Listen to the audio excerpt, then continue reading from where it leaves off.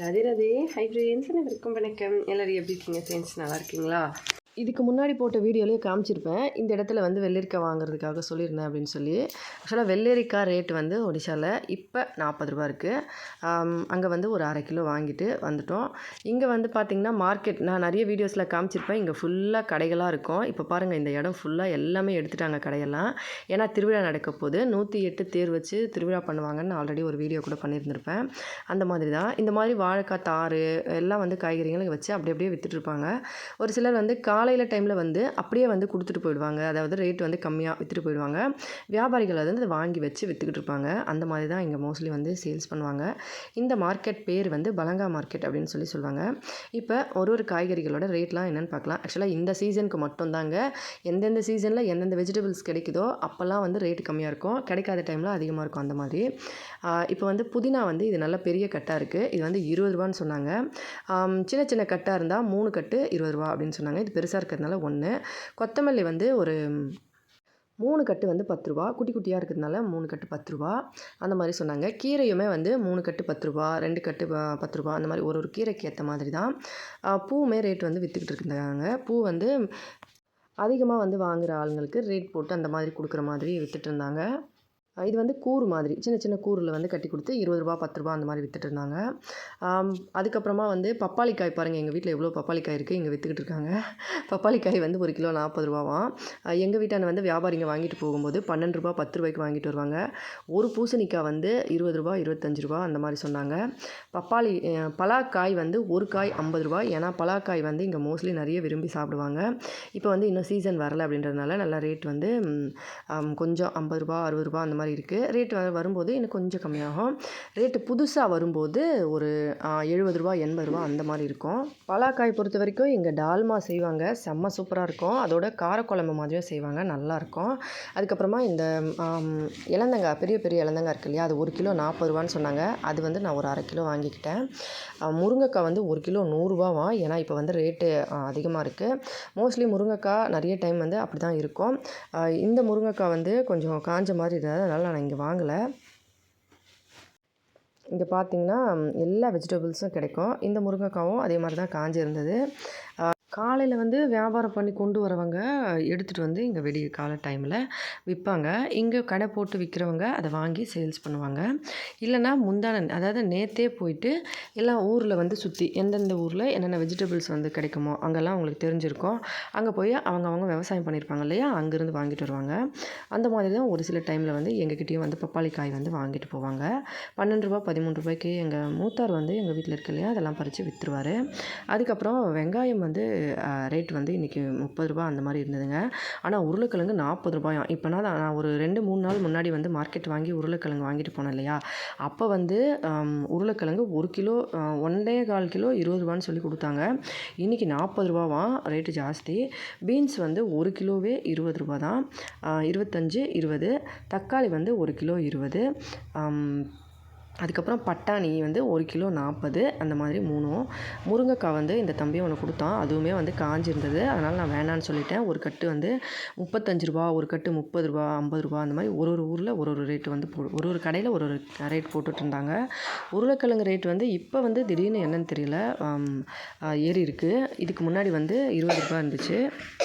அதுவும் 1.25 கிலோ. நான் வந்து அன்றைக்கி வரும்போதே ஒரு 1.25 கிலோ 20 ரூபாய்க்கு சொல்லி வாங்கிட்டு வந்துட்டேன். அதனால் வந்து இருக்குது உருளைக்கிழங்கு, நான் வாங்கலை. வெங்காயமுமே இருக்குது. எனக்கு வந்து தக்காளி பீன்ஸு போட்டுட்டாங்க. 1 கிலோ தக்காளி 1/2 கிலோ பீன்ஸு. அதுக்கப்புறம் கத்திரிக்காயும் வந்து 1 கிலோ வந்து 20 ரூபா சொன்னாங்க. நான் வந்து 1/2 கிலோ வாங்கி என்ன பண்ணுறது, எல்லாம் காஞ்சி போயிடும். மோஸ்ட்லி வந்து டால்மாக்கு 1 போட்டால் போதும், இல்லைனா பொரியல் அந்த மாதிரி ஏதாவது செஞ்சால் தான் யூஸ் பண்ணுவேன். அதனால் ஒரு 4-5 மட்டும் எடுத்து கொடுத்து ஒரு 1/4 கிலோ மட்டும் போடு தம்பின்னு சொன்னேன். உருளைக்கிழங்குலாம் வந்து கொஞ்சம் நல்லாவே இல்லை. அதுவே வந்து 40 ரூபான்னு சொல்லி இன்றைக்கி ரேட்டு ஜாஸ்தியாக இருக்காமா. திருவிழா வந்துருச்சு இல்லையா, அதனால் வந்து ஒரு வேளை ரேட்டு ஏறி இருக்கு போல். கத்திரிக்காய் வந்து 1/4 கிலோ வாங்கினேன் 5 ரூபா.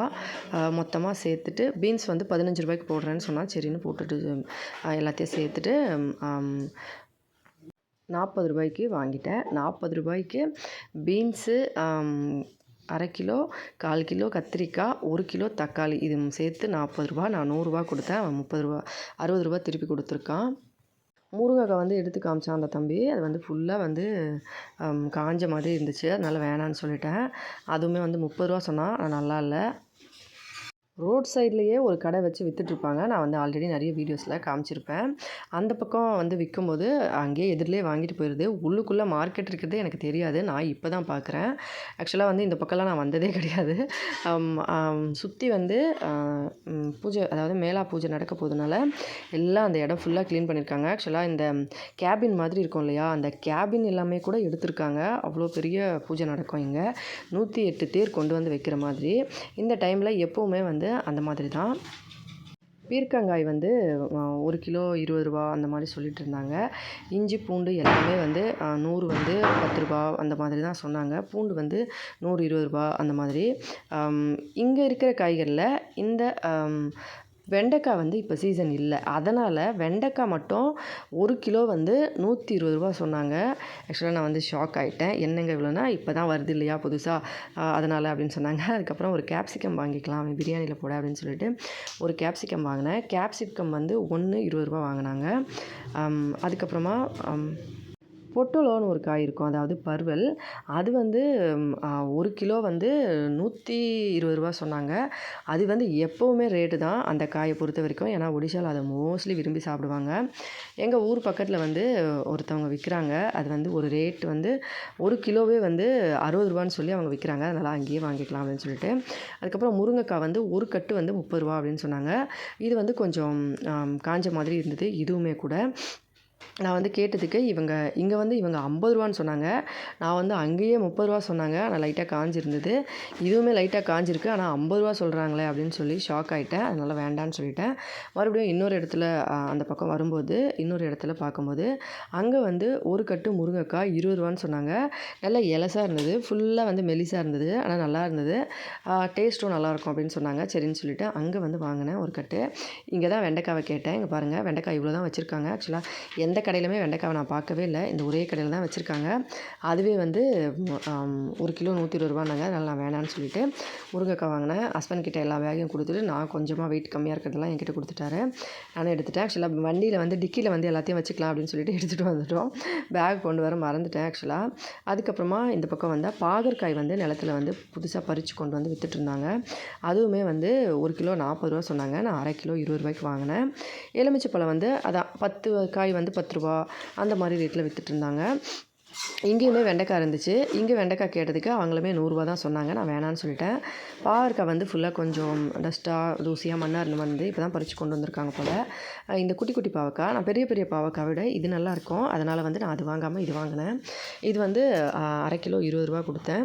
ஆனால் நல்லாயிருக்கும். இது குட்டி குட்டியாக இருக்கிற பாவக்காய். பெரிய பாவக்காய் வந்து ஆக்சுவலாக பாவக்காய்னால வீட்டில் விரும்பி சாப்பிட மாட்டாங்க. ஹஸ்பண்டும் நானும் மட்டும்தான் சாப்பிடுவோம். நானுமே அந்தளவுக்குலாம் விரும்பி சாப்பிட மாட்டேன். அந்த பக்கம் வீட்டில் கொடுத்துருவேன் பாதி. அதோட வந்து கொஞ்சம் பொரியல்லாம் பண்ணாலும் அந்த பக்கம் நிறைய கொடுத்துருவேன். பாவக்காய் யாரும் விரும்பி சாப்பிட மாட்டாங்க. சரி இருந்தாலும் கொஞ்சமாக வாங்கிக்கலாம் அப்படின்னு சொல்லிட்டு ஹஸ்பண்டுக்கு வந்து பொரியல் பண்ணால் கஞ்சி சாதம் சாப்பிடும்போது டால்மா வெறும் சாம்பார்லாம் செஞ்சால் இதை செஞ்சுட்டா நல்லாயிருக்கும். அதனால் சாப்பிடுவார். அவர் வந்து வீட்டில் கண்டிப்பாக பசங்களுக்கு அடிக்கடி கசப்பு செஞ்சு கொடுக்கணும். அப்போ தான் வந்து பூச்சிகள்லாம் வராது வயிற்றில் அப்படின்னு சொல்லிட்டு சொல்லுவார். அதனால் மோஸ்ட்லி வாங்குவேன். நான் வந்து கசப்பு இல்லாமல் உருளைக்கிழங்கும் பாவக்காயும் போட்டு ஒன்றா வேக வச்சு அதை பிசைஞ்சு தாளித்து ரெடி பண்ணுவேன். அதுவும் வந்து நல்லாயிருக்கும் அப்படின்னு சொல்லிட்டு வாங்கிக்கிட்டேன். வெங்காயம், உருளைக்கிழங்கு ரெண்டுமே வந்து 1 கிலோ 40 ரூபா 40 ரூபான்னு சொல்லிட்டு இருந்தாங்க. கத்திரிக்காய் தான் 20 ரூபா, பீன்ஸ் 20 ரூபா, தக்காளி 20 ரூபா, மீதி காயெல்லாம் அந்த மாதிரி. அதுக்கப்புறம் பக்கத்துலேயே வந்து இந்த மாதிரி செலவு வகைங்கிற கடை, அதாவது நம்ம அரிசி பருப்பு எண்ணெய்லாம் வைக்கிறாங்க இல்லையா அந்த கடை. இங்கே வந்துட்டு சிறுபருப்பு ஒரு 1/4 கிலோ வாங்கினேன் 30 ரூபா.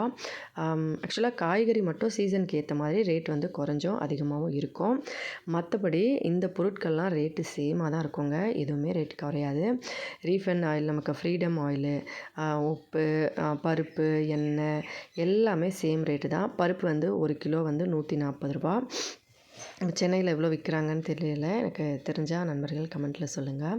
இங்கே வந்து 140 ரூபா. அதுக்கப்புறமா கூல் வின்னர் ஆயில் வந்து 1/2 லிட்டர் வாங்கினேன். கொஞ்சம் மசாலா ஐட்டம்ஸு, அதுக்கப்புறம் பிரியாணி செய்கிறதுக்கான பொருள், சர்க்கரை, இந்த மாதிரி எல்லாமே கொஞ்சம் கொஞ்சமாக வாங்கிக்கினேன். ஏன்னா இப்போ வந்து புவனேஸ்வர் ஷிஃப்ட் பண்ணும்போது அப்போ மறுபடியும் எல்லாத்தையும் கொண்டு போகணும் இல்லையா, அதனால் வந்து கொஞ்சம் கொஞ்சமாக வாங்கிக்கலாம் அப்படின்னு சொல்லிட்டு எல்லாமே கொஞ்சமாக தான் வாங்கினேன். உளுத்தம்பருப்பு வத்தல் வந்து நாடின்னு சொல்லி விற்பாங்க.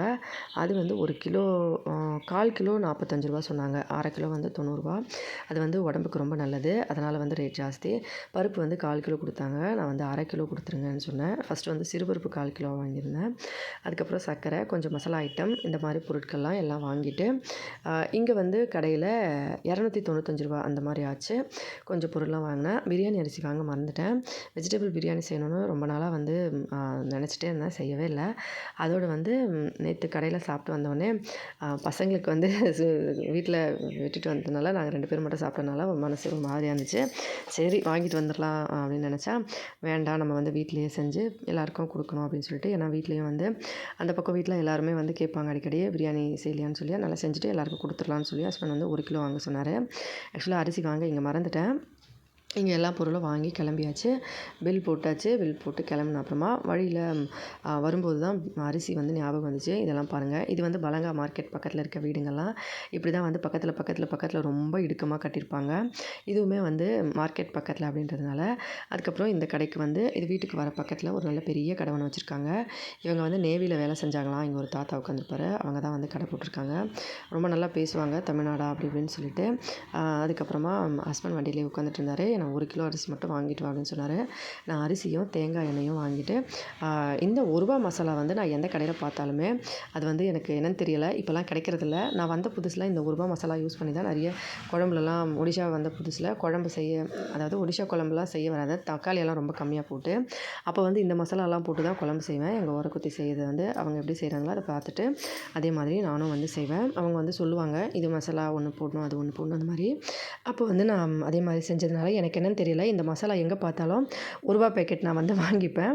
ருச்சியில் வந்து கிடைக்கும். இப்போ பாரத்லேயும் இது ரூ. 1 பண்ணியிருக்காங்க போல். அது ஒரு 5 பேக்கெட் வாங்கிட்டு வீட்டில் ஆக்சுவலி ருச்சியில் ஒரு 5 மசாலா வாங்கி வச்சுருக்கேன் ரூ. 1. இதையும் இங்கே பார்த்ததுனால வாங்கிக்கிட்டேன். அப்போல்லாம் தனியா, ஜீரகம், சிக்கன் மசாலா எல்லாமே வந்து ரூ. 1 பேக்கெட்டில் கிடைக்கும். இப்போ வந்து மோஸ்ட்லி கிடைக்கிறதில்ல, எல்லாமே ரூ. 5 பேக்கெட் பண்ணிட்டாங்க. ரூ. 1 பேக்கெட் வந்து கொஞ்சம் ஈஸியாக இருக்கும், நல்லாயிருக்கும். நம்ம ஓப்பன் பண்ணி வச்சாலும் ஓகேவாக இருக்கும்.